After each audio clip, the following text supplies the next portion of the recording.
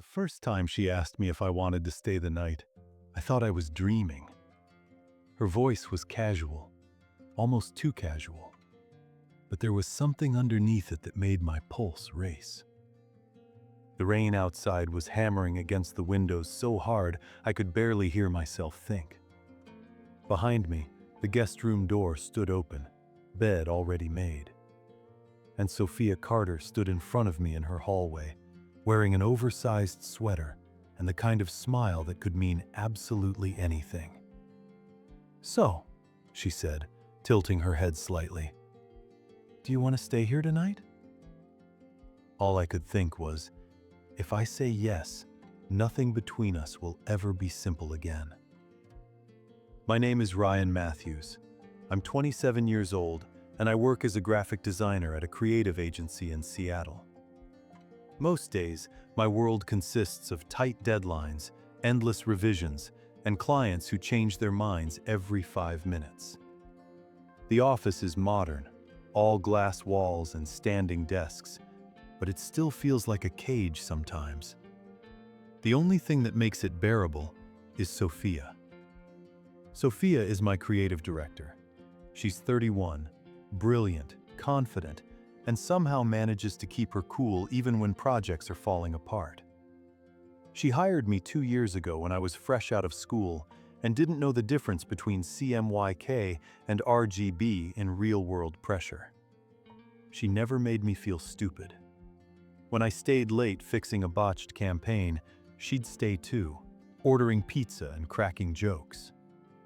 When I forgot to eat lunch, a granola bar would appear on my desk with a sticky note that just said, "Eat, S." Somewhere between late-night brainstorms and coffee runs, she became more than just my boss. She became the person I looked forward to seeing every morning. And that should have been enough. I told myself it was. I convinced myself she was just being kind, just being professional. But my heart never got the memo. That Friday, the sky had been threatening rain all day. By 5 p.m., most people had logged off early, trying to beat the storm. I stayed back to finish exporting files for Monday's client presentation. When I finally packed up, the office felt eerily empty. The soft hum of the AC was the only sound. As I reached the lobby, I saw her standing by the glass doors, staring at her phone with a frustrated expression. Her dark hair was slightly damp, a few raindrops on her leather jacket. "Still here?" I asked. She looked up, and her expression softened. "Yeah, my car's making this weird noise, so I took it to the shop this morning. I've been trying to get a rideshare for 20 minutes, but everything's surging like crazy." I held up my keys. "I can give you a ride." She hesitated. "Are you sure? I don't want to be a burden." "Sophia," I said, smiling, "you've saved my ass at least a dozen times. Let me return the favor once." That got a small laugh. "All right, deal." We ran through the rain to the parking garage, laughing as puddles soaked through our shoes. My car wasn't anything special, an old Civic with a dent on the passenger side, but it was reliable. Sophia slid into the seat, and when I turned on the heat, the car filled with warmth and the steady drumming of rain on the roof. We drove in comfortable silence at first, just the sound of soft music and tires on wet pavement. The city moved slowly around us, streetlights blurred by the downpour. "Thanks again," she said after a while. "I feel like I'm always asking you for something." "You literally brought me coffee this morning without asking," I pointed out. She smiled. "That's different." "How?" "Because I wanted to." The way she said it made something tighten in my chest. By the time we reached her neighborhood, the storm had gotten worse. Trees swayed violently. Water rushed along the gutters. I pulled up in front of her house, a small, charming craftsman with a covered porch and warm lights glowing through the windows. "You sure you should drive back in this?" she asked, glancing at the sheets of rain. "I'll be fine. I said. She looked at the rain, then back at me. If you're not in a rush, come in for dinner. I was going to make pasta anyway. Might as well make extra. I said yes before I could overthink it. Inside, her house was everything I imagined it would be. Warm lighting, bookshelves everywhere, plants on every surface, art on the walls that actually meant something. It felt lived in. It felt like her. She handed me a dry shirt and put me on chopping duty. We moved around the kitchen easily, laughing when we bumped into each other, talking about everything except work. The smell of garlic and tomatoes filled the air. We ate at her small dining table by the window, watching the rain streak down the glass. The conversation drifted. Childhood stories, embarrassing moments, dreams we'd never shared in the fluorescent light of the office. When we finished cleaning up, it was late. The storm was still raging. She stood in the hallway, looking from the guest room to the living room, and then at me. "You really shouldn't drive in this," she said quietly. "Why don't you just stay here tonight?" My heart slammed against my ribs. I met her eyes. "Okay, I'll stay." Then, before I could stop myself, the words slipped out. "But I'm not sleeping in the guest room." The silence that followed felt like it lasted forever. Her eyes widened slightly. "You're not?" I swallowed hard. I backtracked quickly. "You should take your bed. I'll take the couch. That guest bed looks way too soft. I'll wake up with a bad back." For a second, she just stared at me. Then she laughed. Not forced, not awkward. Just a genuine, surprised laugh that broke all the tension. "You scared me for a second," she said, picking up a throw pillow and tossing it at me. "I thought you were being extremely bold." I caught the pillow, face burning. "I'm not that brave." She smiled, but there was something different in her eyes. "Not yet." She pulled out the couch bed anyway, and we made it up together in comfortable silence. When we finished, she turned to me. "You sure you're okay out here?" "I'm good," I said. "This is already more than I expected tonight." She nodded, then went to grab an extra blanket. "It gets cold when it rains like this." As I sat on the edge of the pullout, listening to the storm, something inside me shifted. This was the same woman who ran client meetings and juggled impossible deadlines. But here, in soft lamplight, wearing fuzzy socks and an old college sweatshirt, she felt closer, real. She came back with the blanket and draped it over the foot of the bed. "If you need anything, just knock. I'm right down the hall." "Got it." She hesitated, like there was something else she wanted to say. "Ryan," she said quietly, "thank you for tonight. It's been a really long week." "You're not alone," I said. "Not at work. Not now." Her eyes softened, and for a moment, the air felt thick again. Then she smiled, turned off the main light, and left a small lamp on. "Good night," she said. "Good night." I lay there staring at the ceiling, replaying every moment. Her laugh in the car, her voice in the kitchen, the way she'd asked me to stay. I told myself it was just practical. Bad weather, a spare couch, nothing more. But deep down, I knew something had changed. When I woke up, the room was filled with soft gray morning light.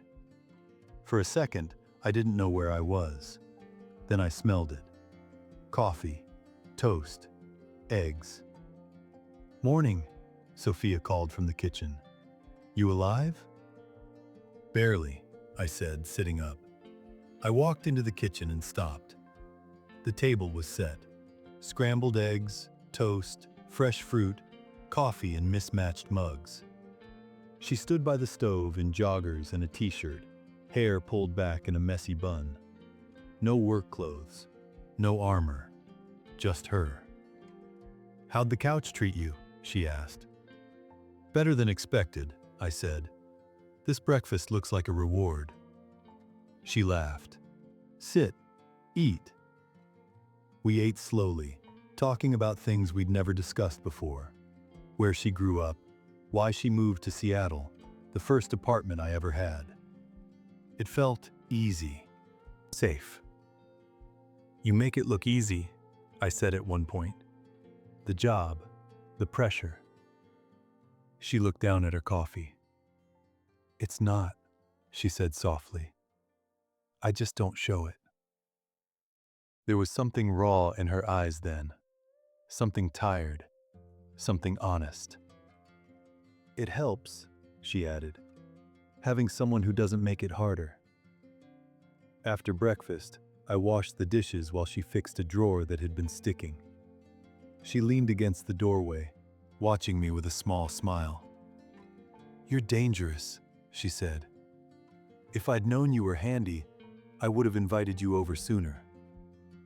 "That feels like a trap," I said. She just smiled. We drove to work together that Monday. When we pulled into the parking lot, she touched my arm for just a second. "I liked having you there," she said. That warmth stayed with me all day, until the whispers started. It was small at first. Glances, low voices in the break room, then Slack messages, jokes, winks, comments that weren't really jokes. By afternoon, it was clear. People were talking. During our team stand-up, someone made a comment about strong creative partnerships. A few people laughed. Sophia stayed calm, but I saw the tension in her jaw. Later, she messaged me privately. "Balcony. Need air." The rain had slowed to a mist. She stood by the railing, arms crossed. "This is getting old fast," she said. "I'm sorry," I said. "This is my fault." "No," she said firmly. "We didn't do anything wrong." She told me how hard she'd worked to be taken seriously in this industry, how quickly people twisted things. "If it gets worse," she said quietly, "I might have to move you to another team." My chest tightened. "I don't want to move." She looked at me then, really looked. "So what do we do?" "We don't hide," I said. "We keep it professional. We call it out when we need to." She nodded slowly. "Okay." The next day, she talked to leadership. I backed her up publicly. The jokes stopped. The whispers faded. What stayed was something deeper, a quiet understanding, a trust that felt unshakable. Over the next few weeks, our lives slowly braided together. Grocery trips turned into shared meals. Fixing things at her place became an excuse to stay longer. Sometimes we talked for hours. Sometimes we just sat together, legs tucked close, watching rain streak down the windows. One night, while a movie played quietly in the background, she rested her head on my shoulder. It wasn't dramatic. It felt natural, like it had always been meant to happen. "You know," she said softly, "I almost didn't ask you to stay that first night." "Why not?" "I was scared," she admitted. "Scared of wanting more than I was ready to deal with." I turned slightly so I could see her face. "Are you still scared?" She thought for a moment. Then she shook her head. "No, I'm more scared of pretending this doesn't matter." My heart pounded. I lifted my hand slowly, giving her time to pull away. She didn't. Instead, she leaned into it. That was the first time I kissed her. It wasn't rushed. It wasn't perfect. It was gentle and careful, like we were both afraid of startling the moment. When we pulled back, her eyes were bright, her breath uneven. "Well," she said quietly. That answers a few questions. I laughed softly. Yeah, it really does. From that point on, there was no pretending. We didn't label anything right away. We didn't need to. We just showed up for each other, again and again. But even as things grew warmer, closer, there was still one line we hadn't crossed.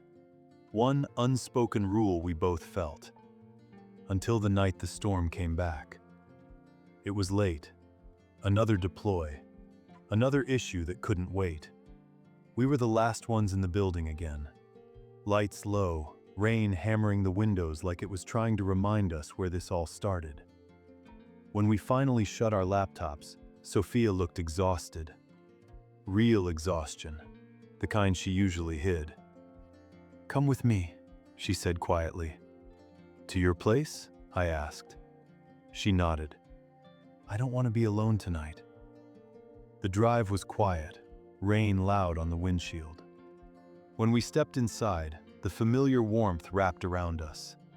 She set her bag down, turned to face me, and took a deep breath.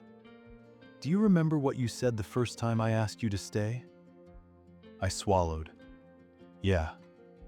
I'm asking again, she said. And this time, I want to know what you really meant. My heart started racing. I stepped closer. I meant, I said slowly, that if I stay, I don't want to pretend. I don't want distance. I don't want excuses. Her eyes searched mine. Then she smiled, soft and sure. Good, she said, because I don't either. The rain beat harder against the windows as she reached for my hand and led me down the hall. And this time, neither of us looked back at the couch. Life didn't suddenly slow down after that. If anything, it moved faster. But we moved through it together. At work, we stayed professional, clear boundaries, mutual respect. To anyone watching, we were just two people who worked well together.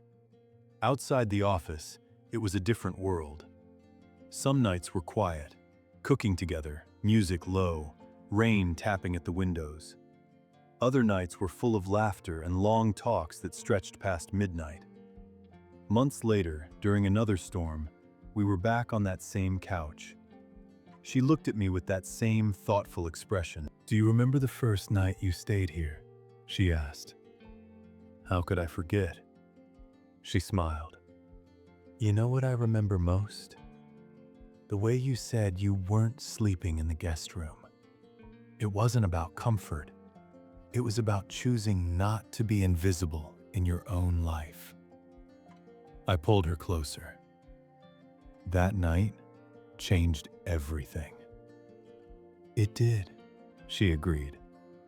And I'm so glad it did.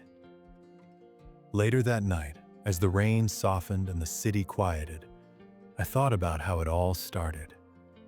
A storm, a simple question, and a choice I made without thinking twice. She'd asked me to stay, and I'd answered the only way I knew how. Not halfway, not carefully, not in the guest room.